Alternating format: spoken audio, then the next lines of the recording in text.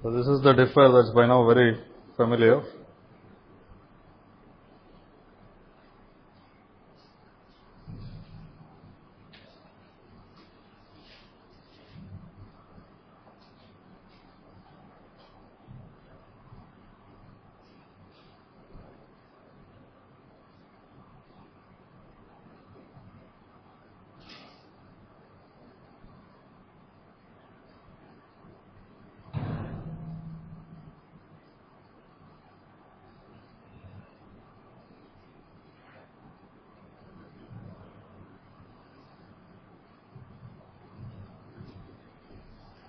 Okay. So we bias both inputs at VCM, and just like we did for noise, we see what the current in what the output current is. Okay. Now we've already chosen V bias such that this quiescent current is 0. We want to see what the increment is in presence of mismatches. Okay.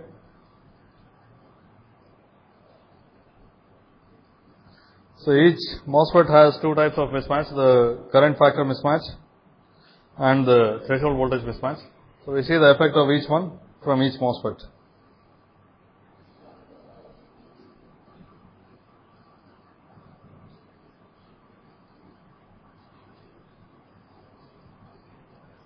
Rather, what I mean is mismatch between transistors that are supposedly identical. Okay. What happens if there is an error in the threshold voltage of M0, the current source? It has no effect. Okay. It's exactly the same as the noise from M0. It again has no effect. It only changes the current. What about M1 and M2? So we can model this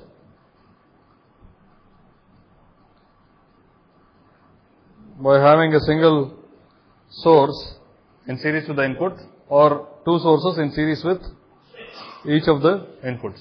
Okay, I'll choose a single source. So what's the effect on the output?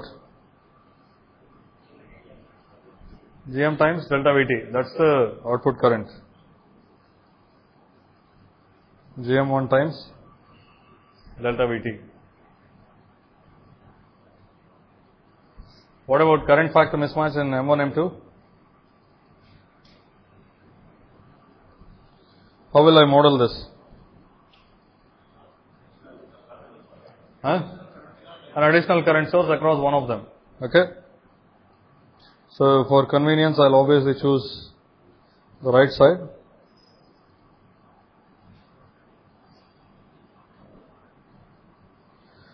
And what is the value of this?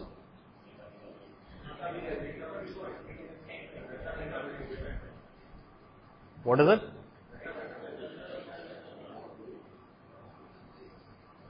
Into?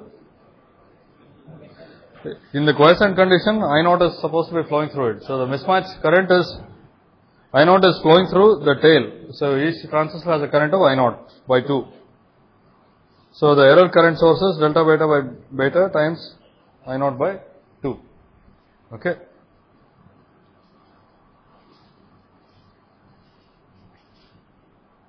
So what is the output current because of this? Same. Okay. So this current comes through to the output. Again, we can split the current source into two, ground the midpoint and analyze it, and we'll see that I out in this direction is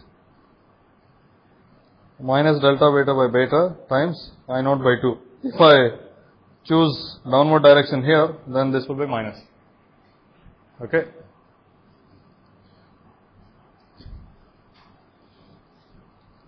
And what about M3, M4? I have a threshold voltage mismatch between the two, which I'll model using a single source between the two gates. Okay. I can do this because the transistors are identical. If they are not, then you should take the mismatch between the threshold voltage of M4 and the potentially ideal average transistor and keep it in series with that particular gate. Okay. You'll have in series with both, but I'll put it in series with one. So what's the output? What's the output current?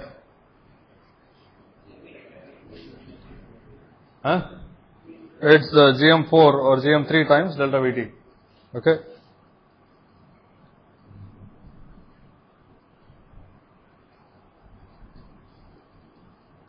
Let me make it GM3. GM3 is the GM of the load and GM1 is the GM of the differential pair. And again, what's the effect of delta beta? This also can be modeled by a current source, which is delta beta by beta times I naught by 2. Okay. And it obviously flows directly to the output. Okay. So actually I should put a subscript here. This is delta beta 1 and this is delta beta 3. The two are different. Okay.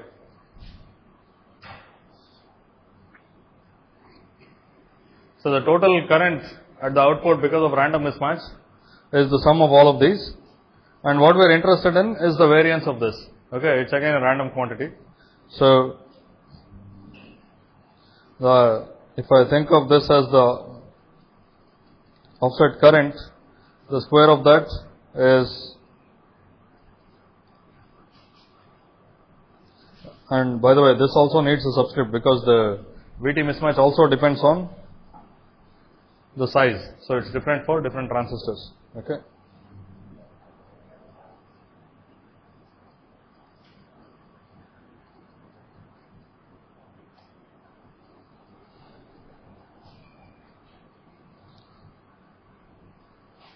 Now what is specified as sigma beta square is the variance of this ratio. Okay. Variance of the relative mismatch. Okay. So this is what you get from using the formula A beta square by WL. Okay. So this is sigma beta 1 square I naught by 2 square plus sigma beta 3 square by I naught by 2 square. Okay. That's the variance in the output current.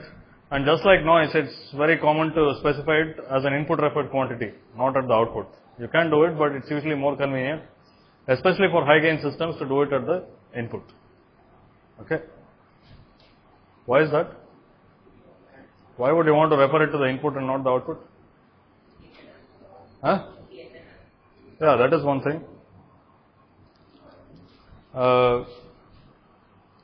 Also, in case of offset, can you always refer it to the output?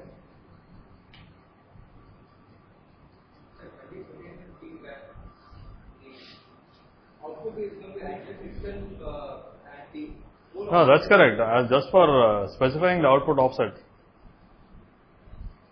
So what I was getting at was this. Okay, if you measure the characteristics, an ideal op amp will show you something of this sort. Okay, and a real op amp will show something of this sort. If it's a high gain system, it may be saturated at Vin equal to 0. Okay, so specifying this value doesn't make any sense at all. I mean, it makes sense for analysis. Once you put down the small signal model, what you will be specifying is really this quantity extrapolated using a straight line. Okay, because it can get saturated with an offset input, it doesn't make much sense to specify the output offset for high gain systems. For low gain systems, perhaps ideally the characteristic is like this, and with offset it is like this. Then it's perfectly alright to do this, specify this. Especially in the context of an op amp, it doesn't make much sense. Because, I mean, if you do find that quantity, you will see that, first of all, if you take an offset, if you take an op amp, set its input to 0 and measure the output, it's most likely to be saturated. Okay. You will not see any offset that is within the linear range of the op amp. But that's not what you want for your calculations and simulations. Okay. What you want is the input referred offset multiplied by the gain. Okay.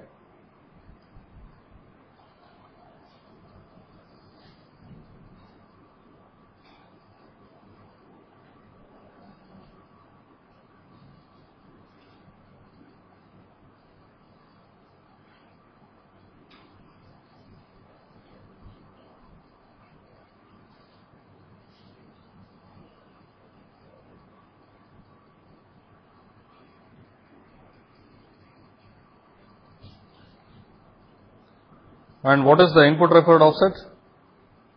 The variance of the input referred offset? Divided by what? GM1 square. It's divided by the transconductance of the op-amp squared.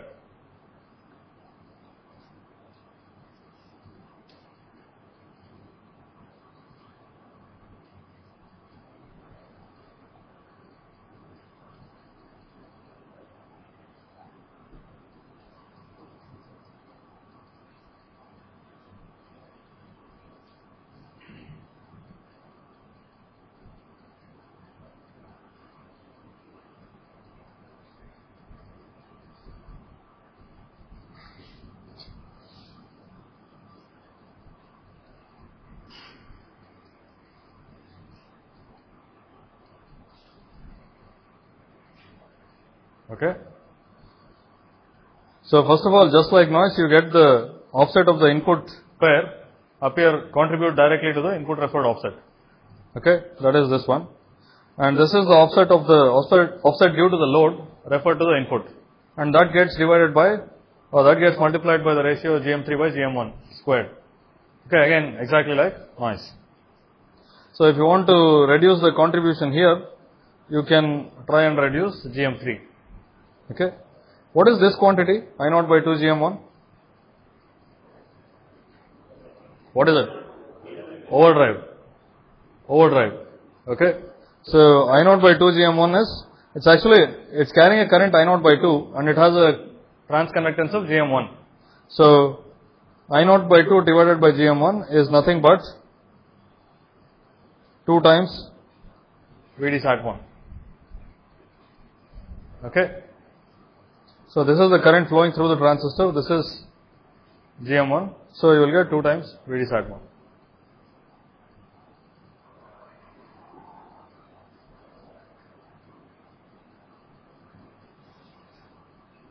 So this whole thing will become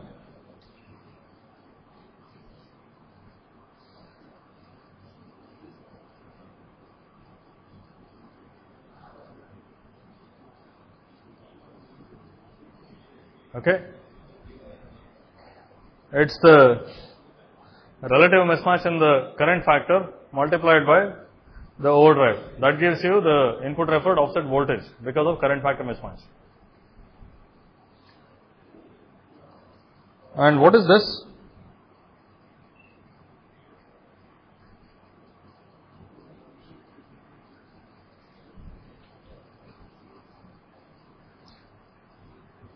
It's the same, right?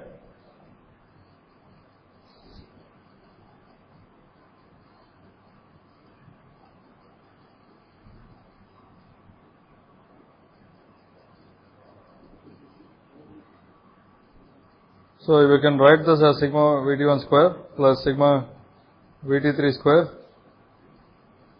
GM3 by G1 square. And one thing you can do is to modify this to make it I0 by 2 GM3 square times GM3 by GM1 squared. Okay. Then you will get 2 more terms, one of which is simply the relative mismatch in the input transistor times its overdrive square plus 4 sigma beta 3 square VD sat 3 square, this is VD sat 1 by the way, times GM3 by GM1 square. Okay. The only reason to write this is to again see that the mismatch in the load transistor will get converted by GM3 by GM1 when referred to the input. Huh? By 4? Or is it VD sat by 2? Yeah. This whole thing should be divided by 4.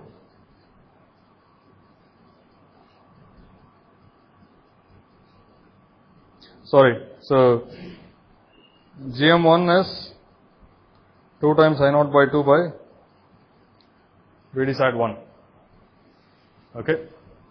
So what we want is the reciprocal of this.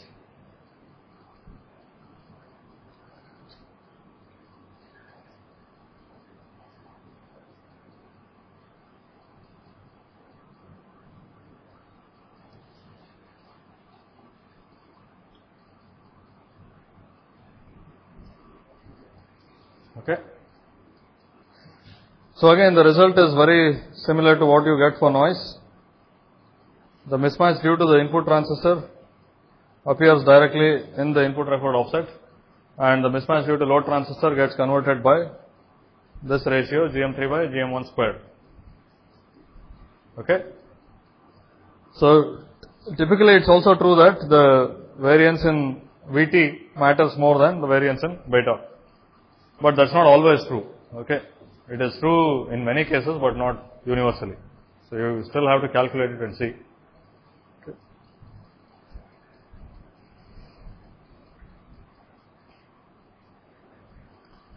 So you can estimate the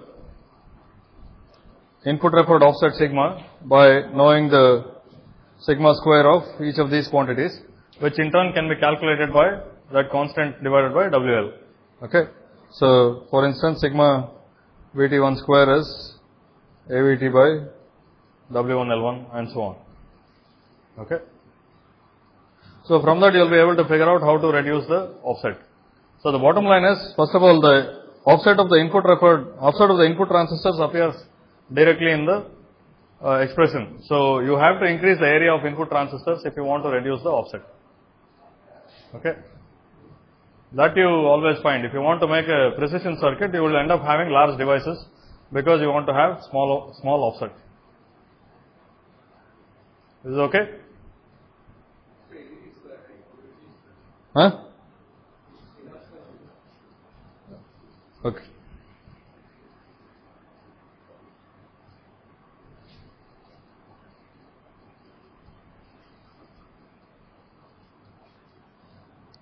So you will see that this is again true of all op amps, that the offset of the input pair dominates the offset picture. Of course, many other devices also contribute.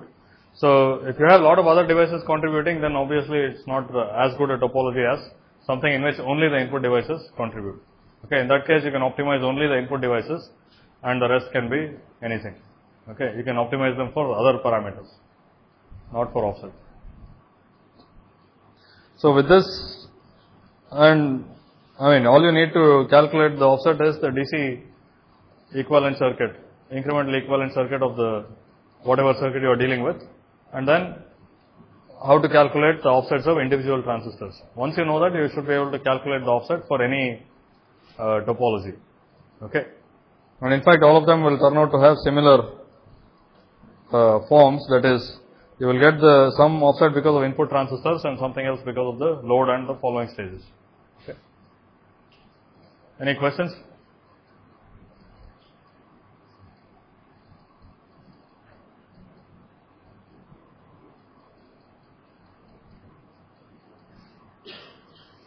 So that finishes everything that we had to do with the small signal. Okay. We have calculated the differential gain, the common mode gain, the transconductance, output conductance, all of that stuff, and also noise and offset.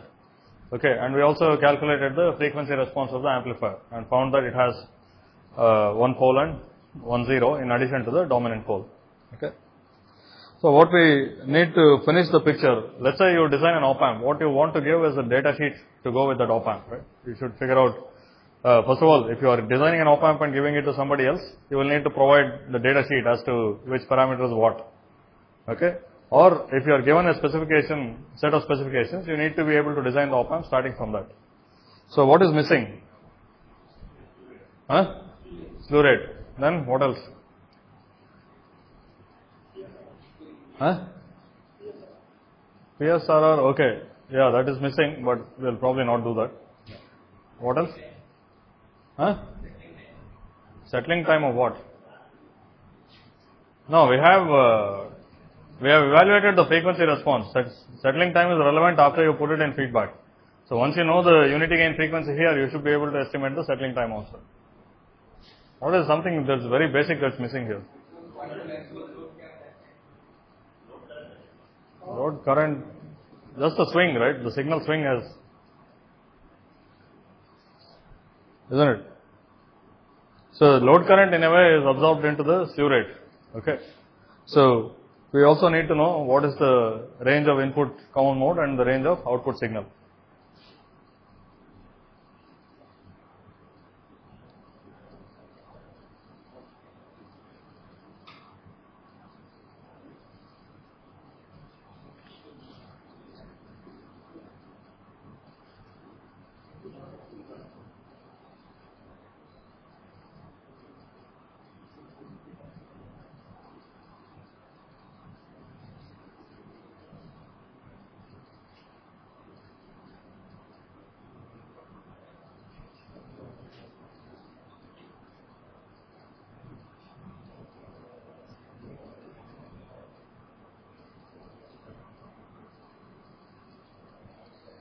What is the range of the input common mode voltage VCM?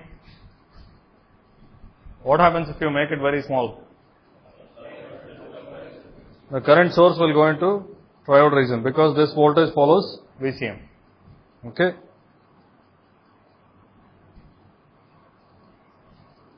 And what is the lower limit? VD side of, and that's it. The lower limit for this voltage is VD sat times 0. So plus, you need to add the VGS of this. Okay.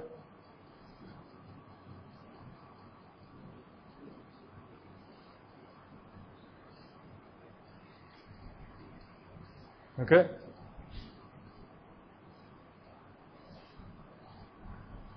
And what happens if you make it very large? M1 can go into triode region. So what's the upper limit?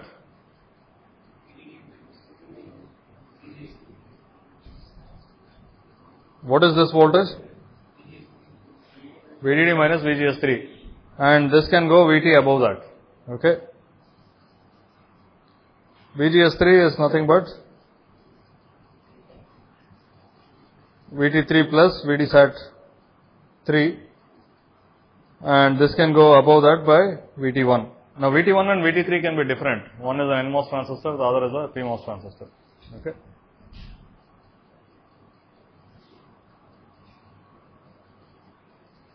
Now if the VTs do happen to be equal, this is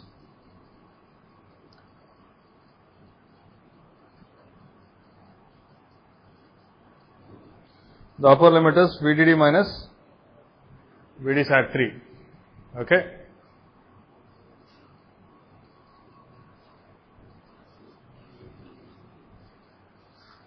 So clearly the input common mode range can go much closer to the upper rail or VDD than to the lower rail. Okay. Because in our technology, what is VD sat? Let's say we choose this to be 0.2. What is VT? 0.5. Let's say. It may be more because M1 and M2 do not have their sources tied to ground. Okay. Plus 0.2. So the lower limit for the input common mode voltage is 0.9 volts, whereas the upper limit is only 0.2 volts from the supply. Okay. So what will you do if you need an op amp in which you need the common mode range to go close to ground? So first of all, I have been using only NMOS transistors with NMOS differential pair with a PMOS active load. You can also have PMOS differential pair with an NMOS active load. Then the range will be reversed. It can go much closer to ground, but it can't go close to the supply. Okay. So if you do need something with a very low input common mode range, common mode range covering the very low voltages close to ground, you should use a PMOS input pair. Okay.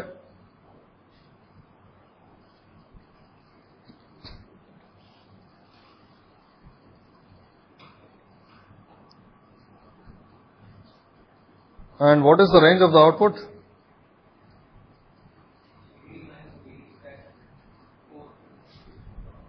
What is the range of the output? What happens if output tends to go very large?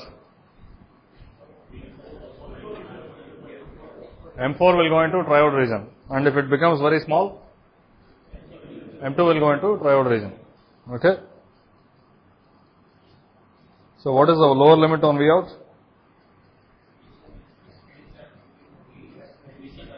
Huh? What's that? It is related to the gate voltage, right? Let's say the gate is at VCM, that VD is very small. So it can go a threshold voltage below that. So this is VCM minus VT1. Okay. And the upper limit is VDD minus VD sat 3. Okay. So this is the range of the input common mode. This is the range of the output voltage.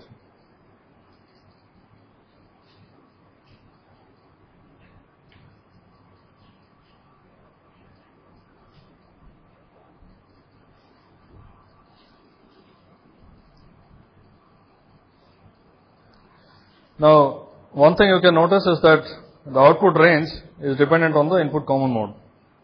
Okay. So this can be a bit of a problem, and this is true of all cases where you have the same transistor, you have a common transistor between the output node and the input node. Okay. Now we will see that actually we will not be able to use this entire swing. Okay. What is the simplest circuit you can think of with an op amp? Voltage follower. Okay. Inverting amplifier needs some resistors. Voltage follower doesn't need even that.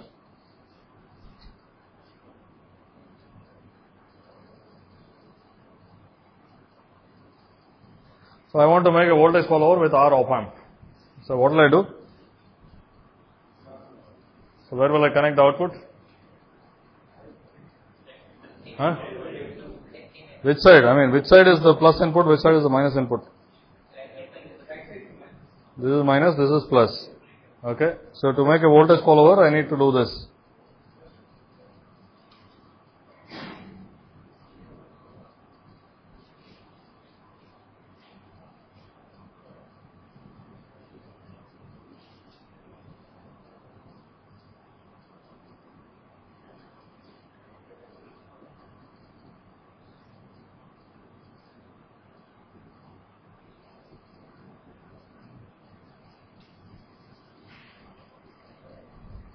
This is correct?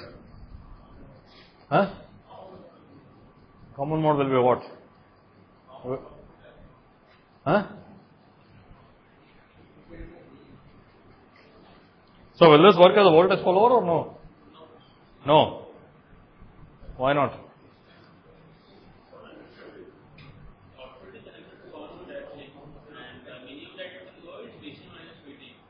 No, but will it work as a voltage follower in any range? Or it doesn't work at all? Huh?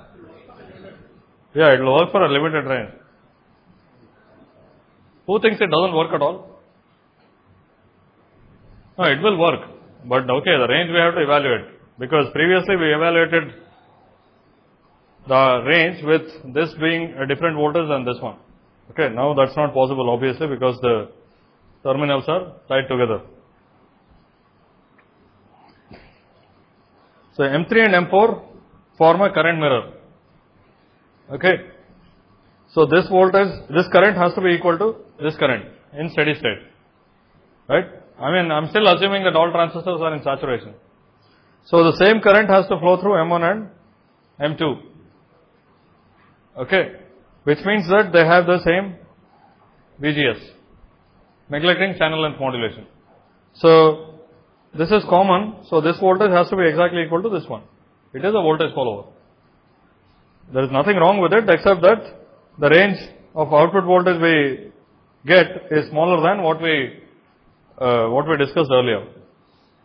Okay, it is not this one.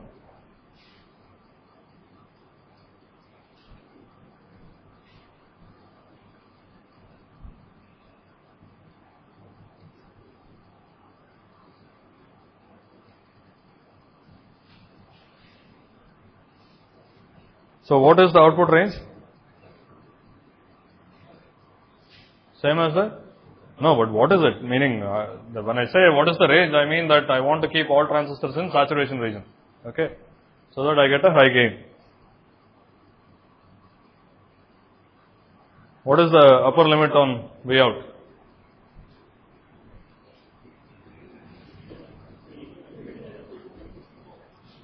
So it is VDD minus VD sat 4, which is the same as VD sat 3. Now, the input has to be able to go up to this voltage. Okay, we saw that if the threshold voltages of M1 and M3 are equal, okay, the upper limit on this is exactly the same as this. Okay, it is VDD minus VD sat 3. So we will take that to be the upper limit. If the threshold voltage of M3 is very large, then you can't do this because Vin cannot go up. Okay, V out can go up independently, but Vin cannot go up if the threshold voltage of M3 is very large. So we'll ignore that case. We'll assume that, or maybe let me make it precise at this stage. So this is the lower of this is because M4 will go into triode region, or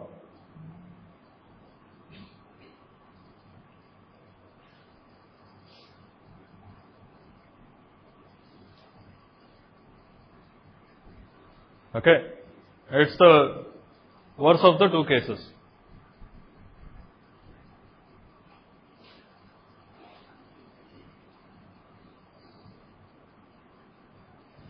And what's the lower limit?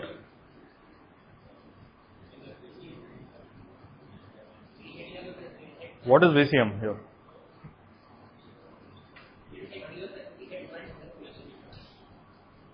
You need to keep M0 in the saturation region, and you need to have a certain VGS across M2. Okay? So the lower limit is the same as the lower limit on VCM. Okay?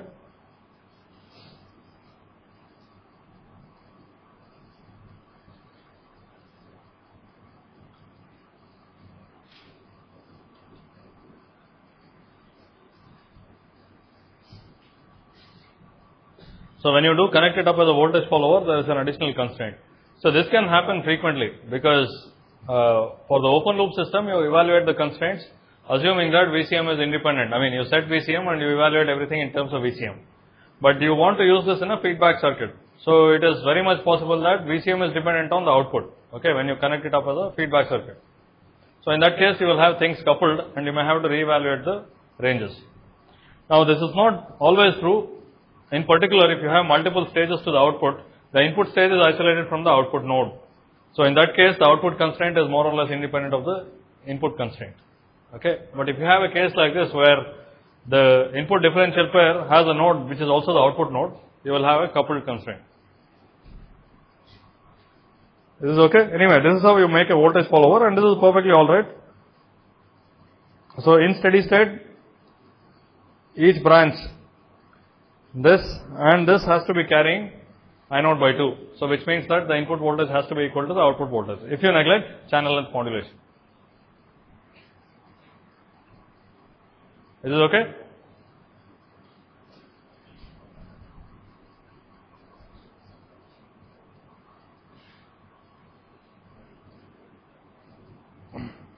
Now let's not neglect channel length modulation. Then what happens? Will V out follow V in exactly?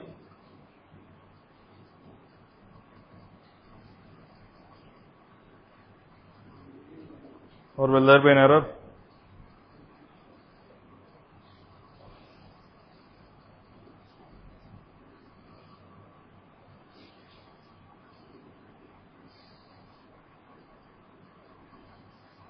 Well, V out follow V in exactly in presence of channel length modulation.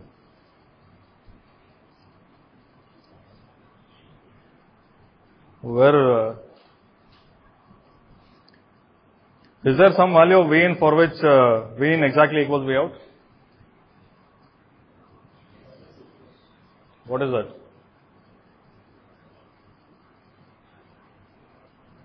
Is the question clear? First of all, will V in follow V out exactly? If not, why not? Why won't it follow exactly?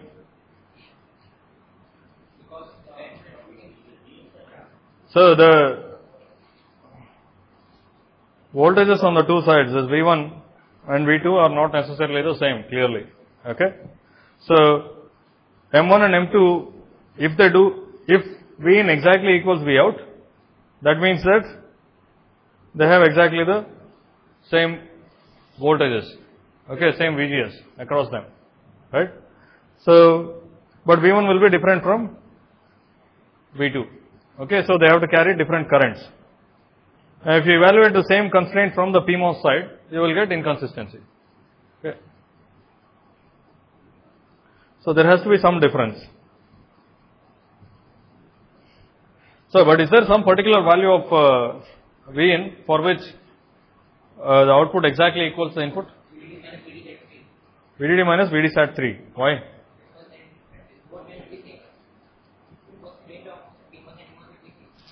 So, if V in equals VDD minus VD sat 3, minus VD 3, yeah.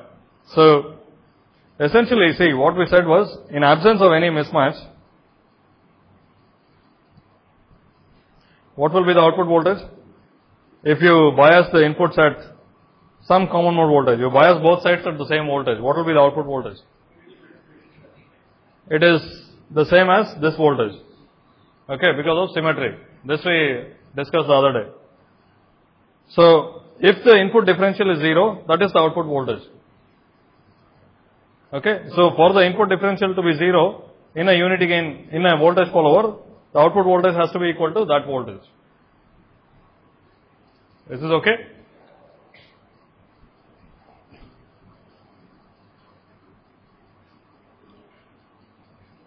This is the open loop characteristic, and I am plotting it versus VD.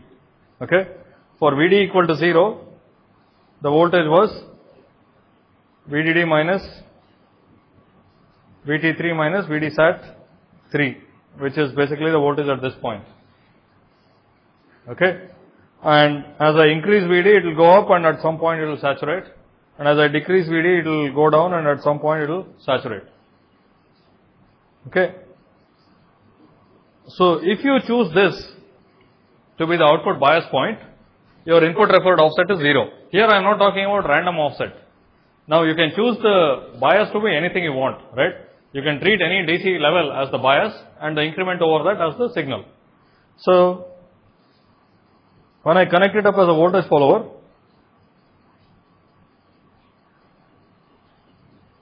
I have some range for V in, okay, and we already evaluated the range, or did I erase that? Okay. There was some maximum and some minimum limit for V in when operated as a voltage follower, okay. Now, the input voltage, what will if I want to apply a sinusoid, what will I do? What will be the bias and what will be the maximum amplitude? Clearly, I can't apply a sinusoid here centered around 0 volts, right? Because obviously the input range doesn't cover negative voltages. In fact, it doesn't cover even small positive voltages. So, what is the bias I am going to choose? So, maybe I will choose something midway between the two, okay. Midway between these two.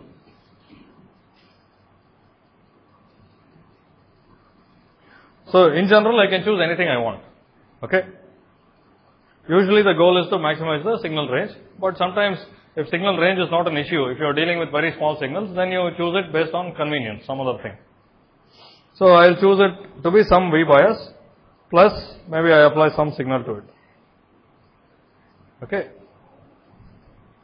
Now, if this V bias, the output is supposed to follow V bias, but if V bias happens to be here on the Y axis, okay, let us say this is V bias, because it happens to be in the middle of the saturation range, between the saturation points, then that means that there has to be an input difference, VD.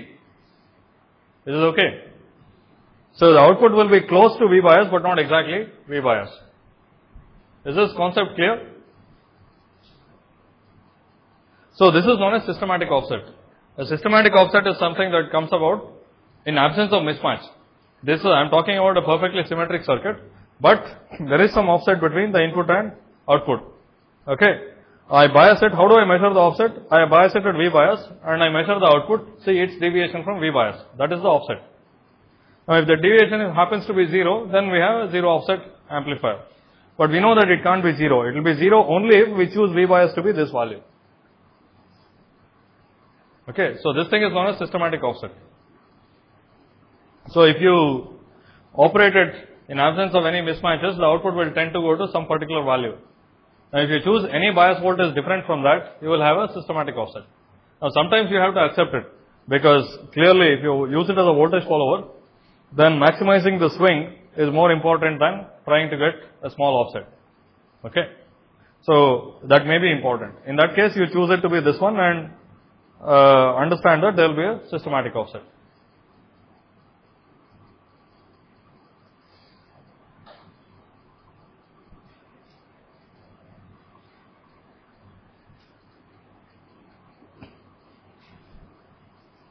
So this will become even more important when you design multi-stage systems. Okay.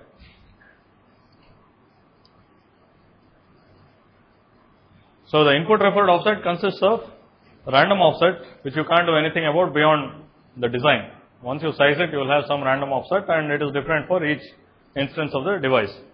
And you also have a systematic offset. This is because of the way you choose the bias voltages. Okay.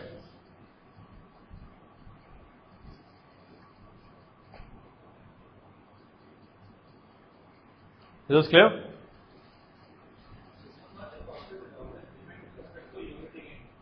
No, not really. It can be any amplifier. It is. So I can first of all put this in a closed loop with a different gain, and I can still define it for that. Okay. So it has to do with the choice of bias voltage. Okay. So let's say whatever block I have, let's say it's an op amp, and it's a single supply op amp. So this is 0 volts, this is VDD. Okay. And I plot V out versus VD. Now the whole idea in a feedback system is that with a large enough gain or with infinite gain, this VD will be 0.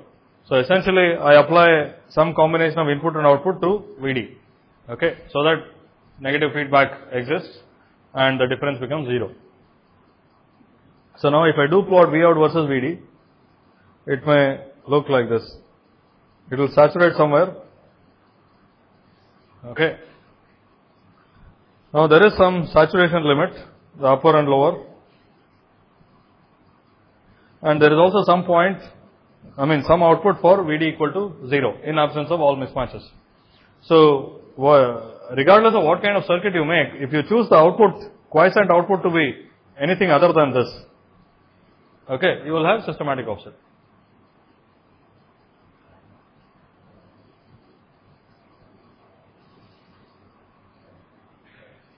Okay. So any other choice of bias other than this will give you systematic offset. Now it may not always be convenient to choose this. Okay. Is this clear?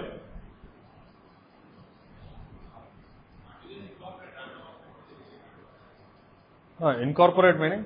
It's on top of this, right? You will have systematic offset plus. Yeah, but random offset you can't do anything about, right? Because it's different for each instance. Yeah. No, this is for design, right? You want to minimize systematic offset in some cases. You want to know the source. So how will I incorporate random offset? I'll have to say that this characteristic is like this or some.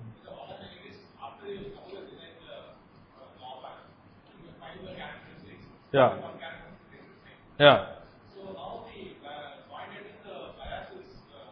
No. This has nothing to do with what you do with one instance of the op amp. Okay. This is only to do with design. Right. So if you take one op amp and measure it, and maybe the characteristics look like this because of random offset. But it doesn't mean that you bias here. Okay. While doing the design of the op amp, you take care not to have systematic offset or minimal systematic offset. Okay.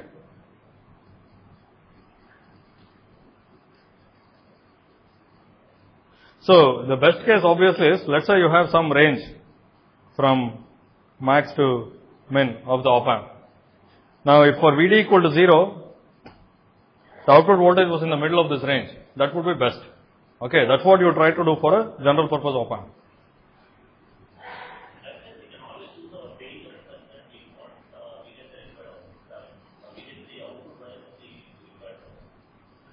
No, that may. What was that again?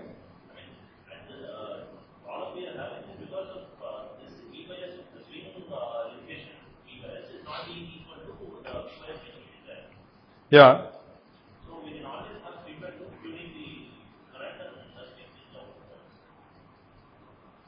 No, but you want to use it as an op amp also, right? If you just fix, if you use feedback around it to fix it, then you can't vary the output voltage at all. So that's what you do. Okay. In case of a single stage, there is not much you can do. In case of multiple stages, you do design it so that this is the appropriate value for the next stage. Okay. Now, in any case, considerations like swing and other things are more important than the systematic offset. Okay. You would like to reduce systematic offset to 0, but you won't do it to compromise the swing. Okay. That's why you don't go out of your way to adjust the current. The current is more important for the GM and the gain bandwidth product and other things. Okay.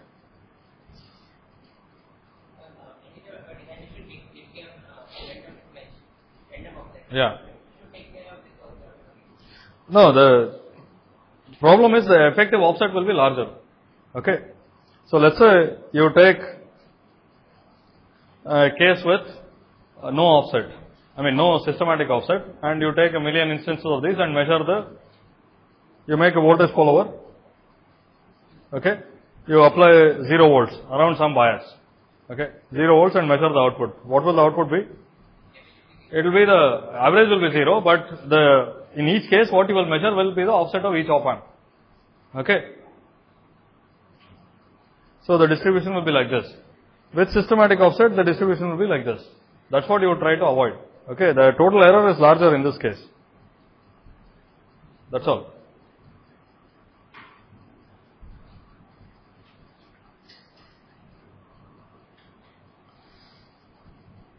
So finally, the one thing that's left to be evaluated is the slew rate. That's the only sort of large signal high frequency measure of the performance of the op amp.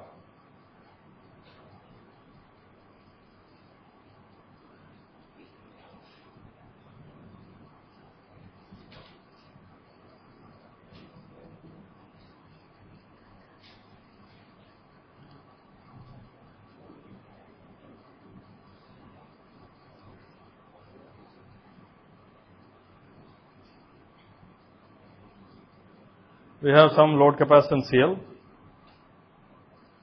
Okay. First of all, why is there a slew rate?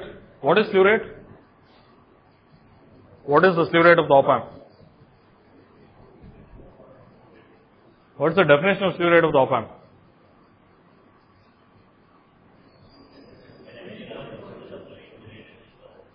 The maximum rate of change of the output voltage. Okay. Whether it's going up or going down.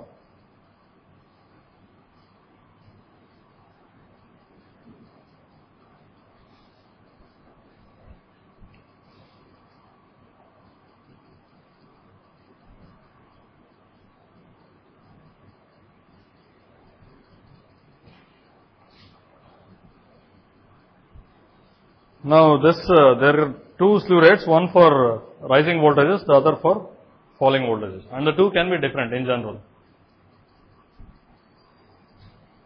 So what is the rising slew rate for this op amp? Why is there a slew rate limitation in this particular op amp? Where does the slew rate limitation come from? Or can the output increase at any rate? Huh? See, if you apply a differential input, what is the current here? So for small increment, it is Gm times Vd, Gm1 times Vd. Now the increment is not always small. As you go on increasing the value of the increment, this will not be proportional to the input increment anymore. It will level off at some value. What is that value? In this particular case, once all of the current has been steered to the left side, then you can go on increase VD as much as you want. Nothing more is going to happen. This I naught is going to get mirrored here, okay, which will flow into CL, okay, and this is carrying 0. So what is the positive slew rate? I naught by CL. So in general, the slew rate always is a limitation of some current flowing into some capacitance. Okay, you will have some capacitance dominating the picture, and there is a limitation on the amount of current that can flow into it. That's why you end up with some finite slew rate. Okay, if you would increase the current indefinitely, there will be no slew rate, or at least it's not limited like this. And what is the negative slew rate? So here it's very simple. All of the current is steered to the other side, and M4 is carrying no current. Okay, so this draws current I naught through CL. So this is also I naught by CL. Okay. Yeah. No, the sign is absorbed into minus SR. Okay. The maximum rate of change is minus of this one.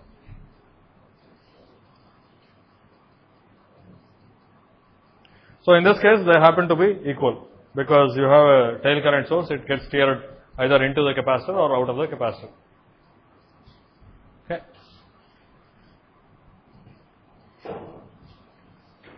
Slew rate obviously comes into picture when you have. Well, okay, let me ask you, why is slew rate important?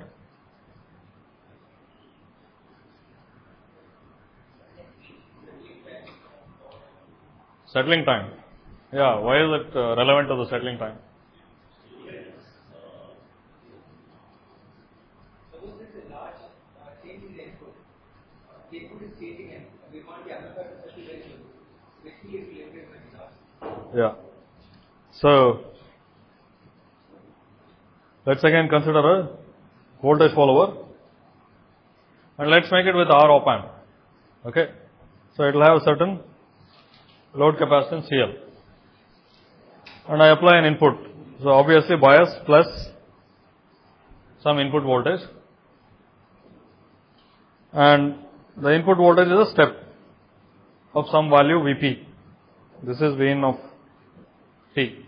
Okay, this is what is applied to the input. What is the output going to be?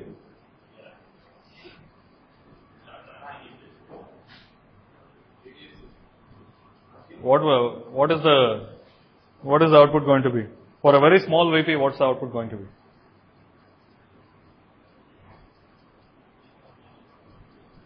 Huh? No, start ramping and do what? No, what is that? With an ideal op amp, what is the output? Huh?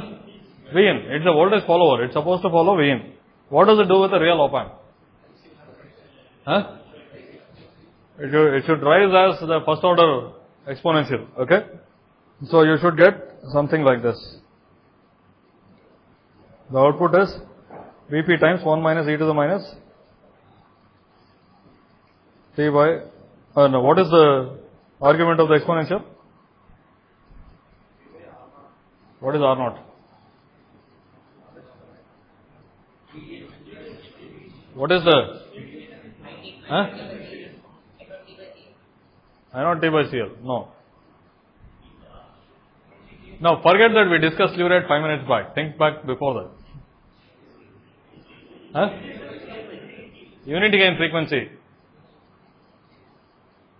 Okay. So if it is behaving linearly, it's just a unity gain frequency. What is the slope here? What is the slope of this curve? Omega u times Vp. Now there is a maximum limit on this. Clearly when this is very small, you don't expect it to slew. So when will it actually slew?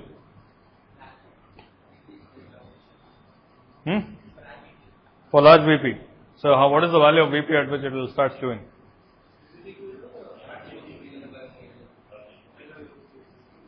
So in case of a model, let's say this has a certain omega u and a certain slew rate. When omega u times the input step is greater than the slew rate, okay, it will start slewing. So what will the output look like in that case? For a large input step, if the input step is large, what will happen? So maybe the ideal exponential would have done this, okay, in absence of slew rate limitation. Now if the slope happens to be greater than the slew rate, it will ramp up only at the slew rate. Okay, what happens is, this is a step and this is ramping up at slew rate. At some point, the difference between this and this will be such that it is not slewing anymore. Okay, then it will do something of this sort. So it does take more time to settle if it slews. Okay, more time than what you predict using the unity gain frequency of the amplifier. Okay, so far if I had asked you to find out the settling time, you would have said it's related to omega u, right? And if you have extra poles, it will ring or something and it will finally settle to that value. So with slewing, initially it will not rise at the rate predicted by the linear model. Okay. So now I have made this voltage follower.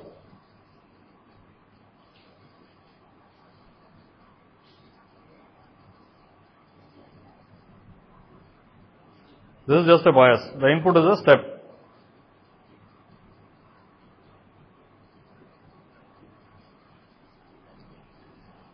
Do you guys have a class now? Okay. So I'll finish in a moment. So the input is a step. The output will start ramping at the slew rate. Okay, let's assume that it is at the slew rate limit. When will it stop slewing? Think about it.